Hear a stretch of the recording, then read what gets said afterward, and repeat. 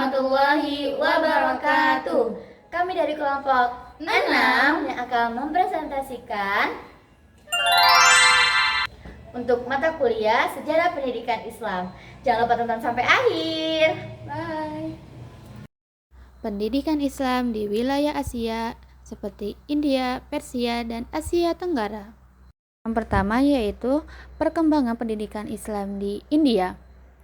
Perjalanan pendidikan Islam di India dimulai sejak abad ke-7 Masehi melalui jalur perdagangan dan dakwah. Pada masa kerajaan Mughal, pendidikan Islam berkembang pesat dengan berdirinya madrasah seperti Dar al-Ulum dan dukungan besar dari kerajaan. Saat penjajahan Inggris pada tahun 1858, pendidikan Islam mengalami kemunduran. Namun muncul pembaruan seperti Sayyid Ahmad Khan yang mendirikan Muhammad Anglo Oriental College, kini bisa disebut dengan Universitas Muslim Al-Ghor, dan mengintegrasikan ilmu Islam dengan pengetahuan modern. Setelah kemerdekaan India, pendidikan Islam tetap menjadi bagian dari sistem nasional, berusaha menyeimbangkan antara nilai-nilai Islam klasik dan kebutuhan modern.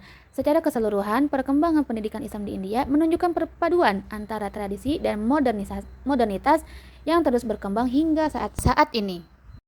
Selanjutnya yaitu perkembangan pendidikan Islam di Persia. Islam masuk ke Persia pada abad ke-7 Masehi melalui penaklukan Kekaisaran Sasania pada abad ke-633 sampai 651 Masehi yang menandai runtuhnya agama Zoroaster yang awalnya Islamisasi bertahap melalui akulturasi budaya.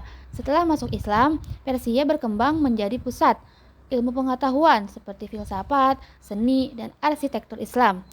Lalu mereka melahirkan tokoh besar seperti Al-Farabi dan Al-Razi.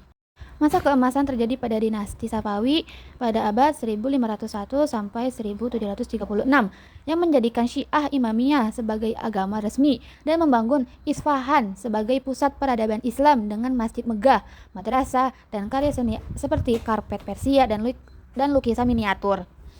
Lalu yang ketiga yaitu pendidikan Islam di Asia Tenggara. Pendidikan Islam di Asia Tenggara bermula sejak abad ke-13 melalui proses islamisasi damai via perdagangan maritim. Dakwah ulama dan sufi yang mengadaptasikan ajaran Islam dengan budaya lokal, dengan lembaga awal seperti masjid, surau, halaqah, pesantren di Indonesia, dayah di Aceh, serta pondok di Malaysia yang mengajarkan Al-Quran, fiqih, tauhid, dan tasawuf.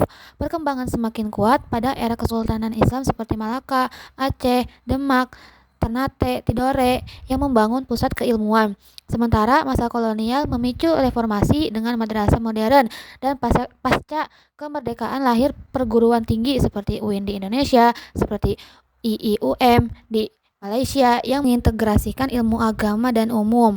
Tokoh kunci meliputi ulama sufi awal seperti Hamzah Fansuri dan Syekh Siti Jenar di Nusantara, serta Hamka dan Muhammad Abduh yang mempengaruhi dalam pembaruan pendidikan.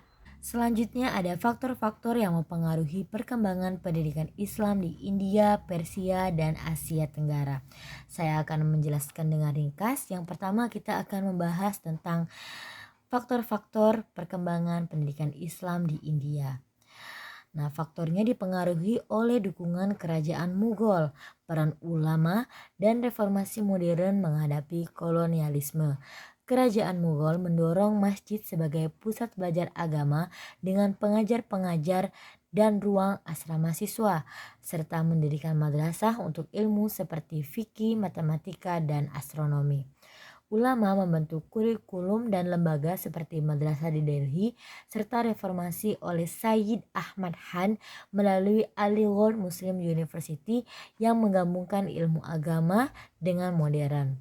Faktor lain termasuk stabilitas politik, sinergi ulama dan pemerintah, dan adaptasi terhadap tantangan kolonial seperti pemberontakan pada tahun 1857 yang memicu pendidikan bilingual.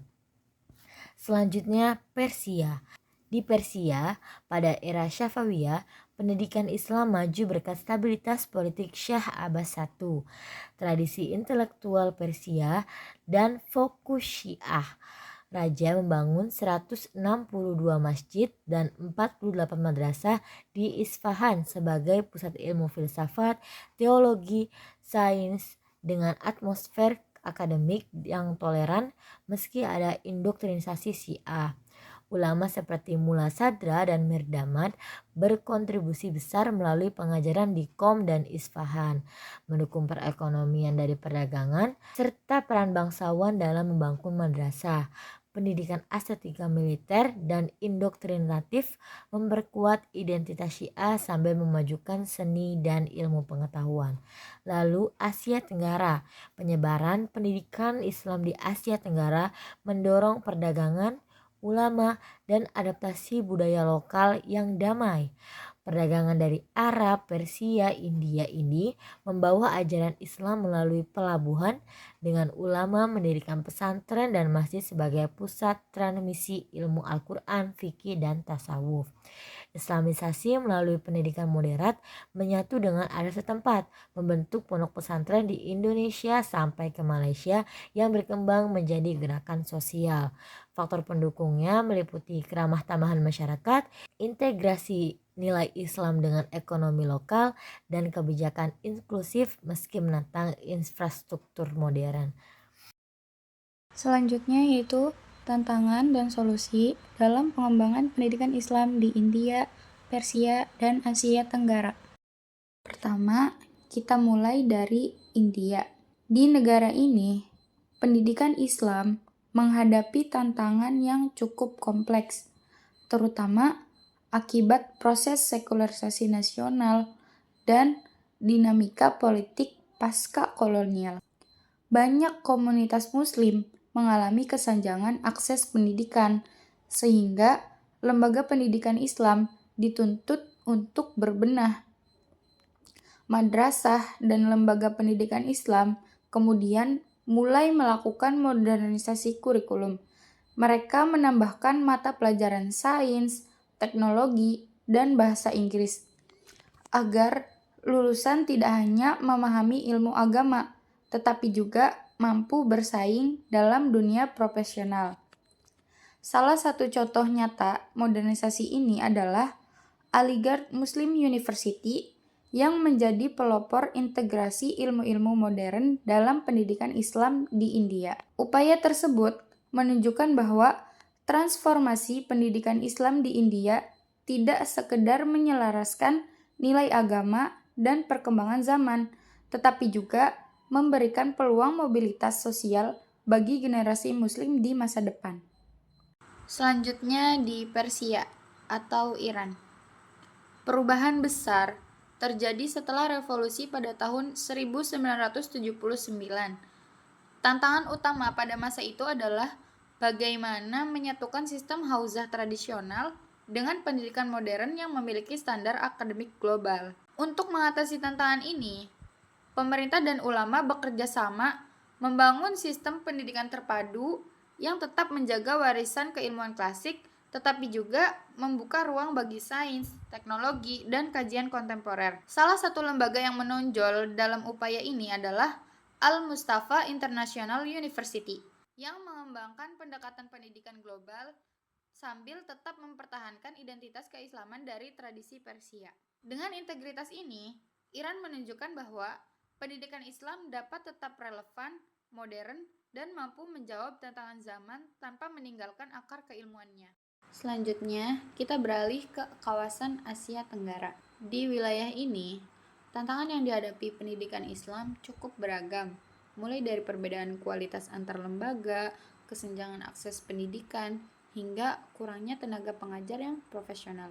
Selain itu, arus globalisasi juga menuntut lembaga pendidikan Islam untuk melakukan inovasi dalam metode pembelajaran. Negara seperti Indonesia dan Malaysia, mereka menerapkan reformasi pesantren dan sistem kurikulum terpadu yang menggabungkan ilmu agama dan ilmu umum. Selain itu, digitalisasi pembelajaran mulai dilakukan secara besar-besaran.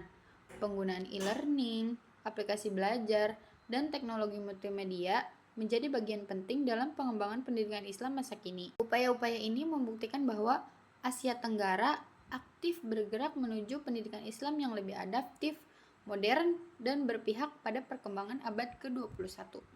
Dari ketiga kawasan tersebut, dapat kita simpulkan bahwa pendidikan Islam berkembang melalui proses adaptasi yang terus-menerus, baik di India, Persia, maupun Asia Tenggara. Sama-sama menghadapi tantangan yang berbeda, tetapi mereka memiliki tujuan yang sama, memajukan pendidikan Islam agar tetap relevan dalam dunia modern. Kunci keberhasilan transformasi ini terletak pada inovasi kurikulum, modernisasi metode pembelajaran, serta kerjasama antara pemerintah, ulama, dan masyarakat. Dengan sinergi ini, pendidikan Islam diharapkan dapat terus berkembang dan memberikan kontribusi besar bagi peradaban global. Demikian pemaparan saya. Wassalamualaikum warahmatullahi wabarakatuh. Cukup sekian dari kelompok kami. Kurang-kurangnya mohon dimaafkan. Jangan lupa Like, comment,